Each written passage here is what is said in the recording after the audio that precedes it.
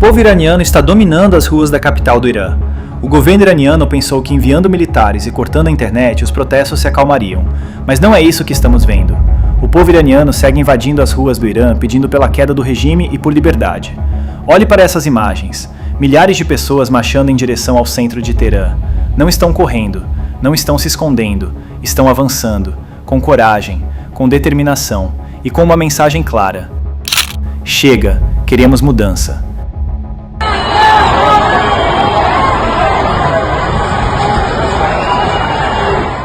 Veja isso aqui.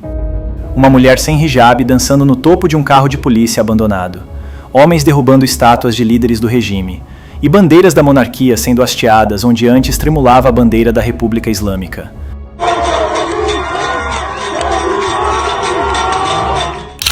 Mas o mais impressionante, as forças de segurança não estão mais atirando.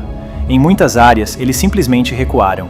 Em outras, estão se juntando aos manifestantes. Isso que a gente está vendo não é apenas um protesto, é a tomada da capital. É o povo iraniano escrevendo história em tempo real, e agora com a internet nós estamos acompanhando em tempo real. E você vai ver cada detalhe aqui no Ótica Militar.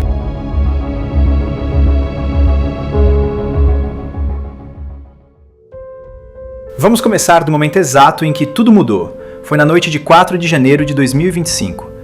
O regime havia cortado a internet em grande parte do país, enviou tropas extras para a capital do país, Teherã, e esperava que o medo fizesse o povo voltar para casa e acalmar os protestos. Mas aconteceu exatamente o oposto.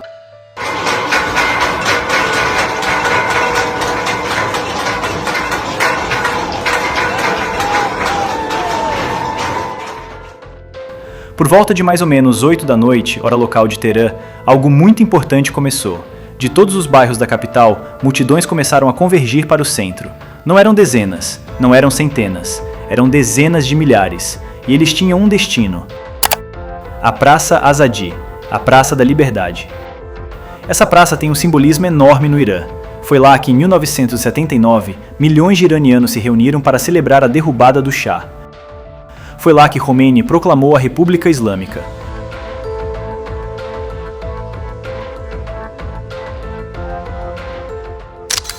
E agora, 46 anos depois, o povo estava voltando à mesma praça, mas desta vez para derrubar o que Khomeini construiu. Mas a Praça Azadi foi apenas o começo, porque o que aconteceu nas 12 horas seguintes mudou completamente o equilíbrio de poder no Irã.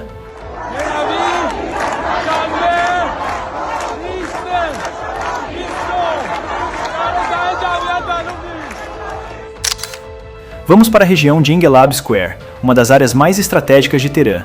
Ali fica a Universidade de Teherã, o Ministério da Ciência e várias instalações governamentais importantes. Durante anos, essa área foi fortemente controlada pelo regime. A Guarda Revolucionária mantinha presença constante, câmeras de vigilância em cada esquina, checkpoints em todas as ruas principais. Mas na manhã de 5 de janeiro, tudo isso colapsou.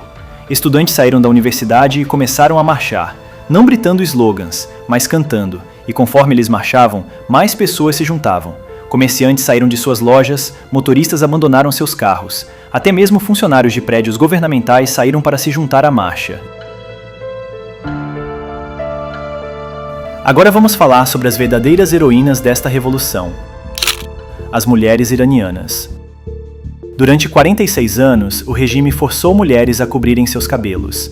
A polícia da moralidade patrulhava as ruas, espancando e prendendo mulheres que não obedeciam. Milhares foram presas, centenas foram mortas. Mas agora, nas ruas de Teherã, você vê algo que era impensável há apenas semanas atrás. Mulheres caminhando livremente sem hijab, não se escondendo, não olhando por cima do ombro com medo. E elas não estão apenas removendo seus hijabs, elas estão queimando-os. Em fogueiras nas praças públicas, dançando ao redor das chamas, cantando músicas de liberdade.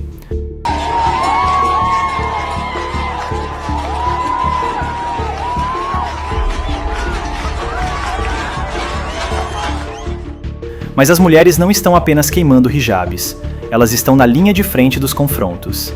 Em várias áreas onde ainda há resistência do regime, são mulheres que estão liderando as marchas. Mas tomar as ruas não era suficiente. O povo iraniano sabia que precisava destruir os símbolos do regime, e foi exatamente isso que começou a acontecer. Vamos começar com as estátuas. Durante décadas, o regime ergueu estátuas e murais gigantes de Khomeini e Khamenei por toda Teherã, imagens dos líderes supremos olhando para baixo sobre o povo. Mas agora, essas estátuas estão caindo, uma por uma. Na Praça Vali Asher havia uma estátua enorme de Khomeini, pelo menos 8 metros de altura, feita de bronze. Parecia indestrutível. Por toda Teherã, estátuas e murais do regime foram destruídos, arrancados, queimados.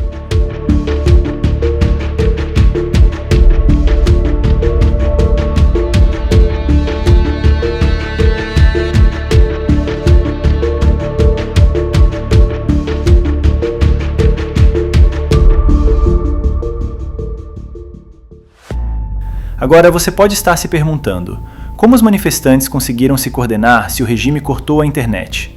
A resposta é Starlink, a empresa de internet criada pelo Elon Musk. Nos meses anteriores aos protestos, milhares de terminais Starlink foram contrabandeados para dentro do Irã.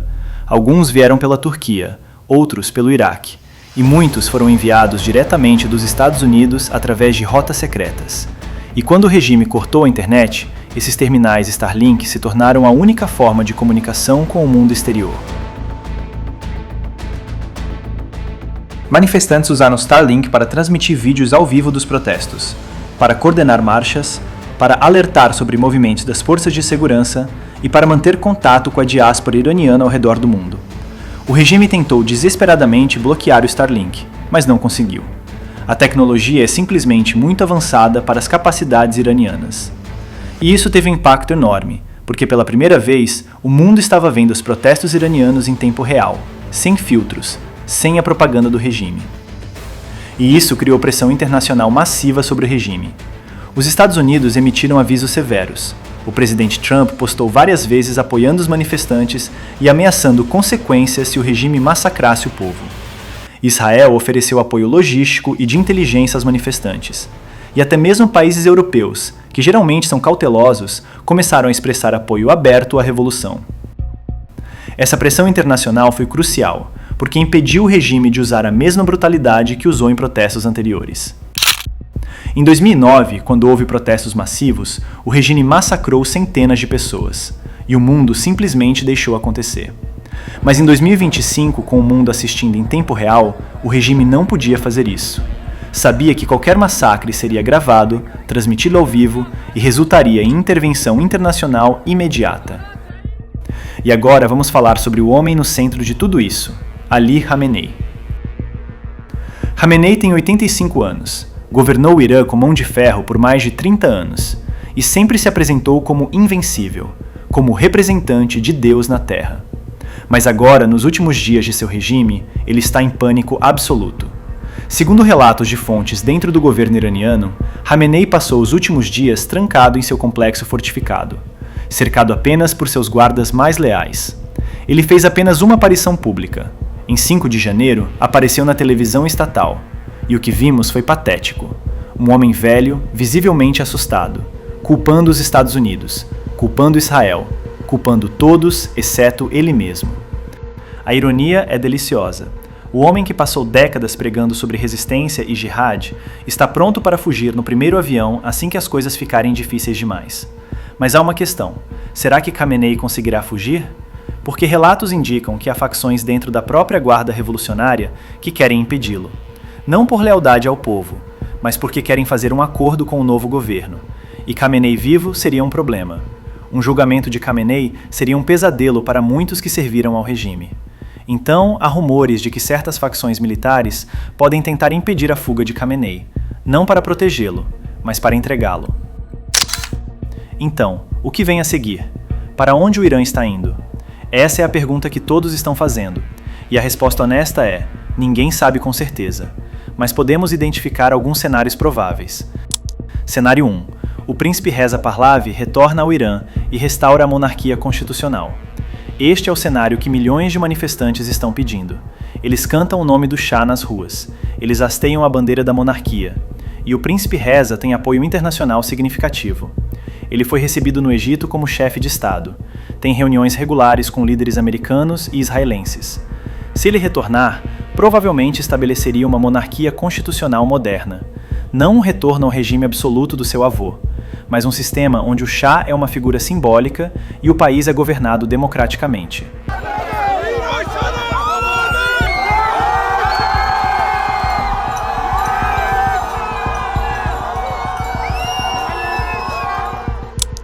Cenário 2. Um governo de transição liderado por reformistas e ex-membros moderados do regime.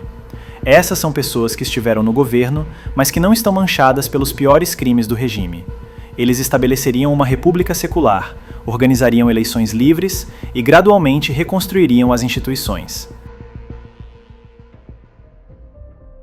Você tem que entender que o Irã não é etnicamente homogêneo. Há persas, azeres, curdos, árabes, balutes. Durante décadas, o regime reprimiu violentamente movimentos de autonomia desses grupos. Se o governo central colapsar completamente, há risco de separatismo violento, mas a maioria dos analistas acredita que o cenário 1 ou 2 são mais prováveis.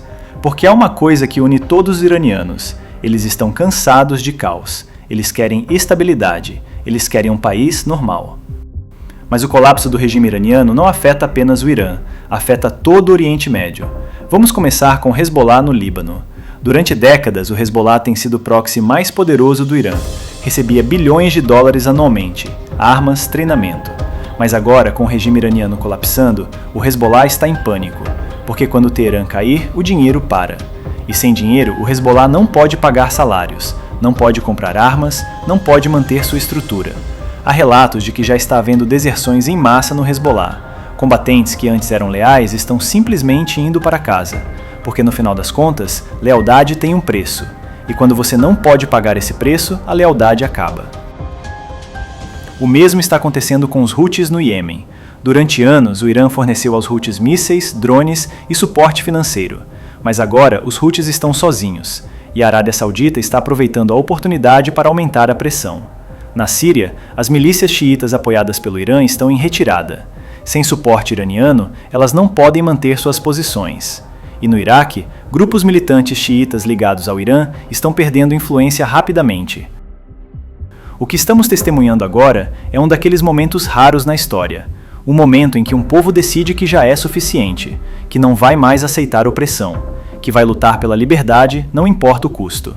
O povo iraniano está corrigindo um erro histórico. Em 1979, eles derrubaram um regime que, apesar de suas falhas, estava modernizando o país, e o substituíram por uma teocracia brutal que os levou de volta à Idade Média. Por 46 anos, eles viveram com as consequências dessa decisão. Gerações inteiras cresceram sem conhecer liberdade, mas agora, em 2025, essa geração está dizendo, não mais. Eles estão nas ruas, tomando a capital, derrubando estátuas, queimando símbolos do regime, e eles estão vencendo. Porque no final das contas, nenhum regime pode sobreviver quando perde o monopólio do medo. E você, o que acha dessa revolução histórica? Você acredita que o povo iraniano vai conseguir manter essa liberdade? Como você acha que o Oriente Médio vai mudar com o Irã livre? Deixe sua opinião nos comentários. Se você gostou deste conteúdo aqui do Ótica Militar, se inscreva no canal e ative o sininho para não perder as atualizações sobre essa revolução histórica. Compartilhe este vídeo para que mais pessoas entendam o que está acontecendo no Irã. Até o próximo vídeo aqui no Ótica Militar.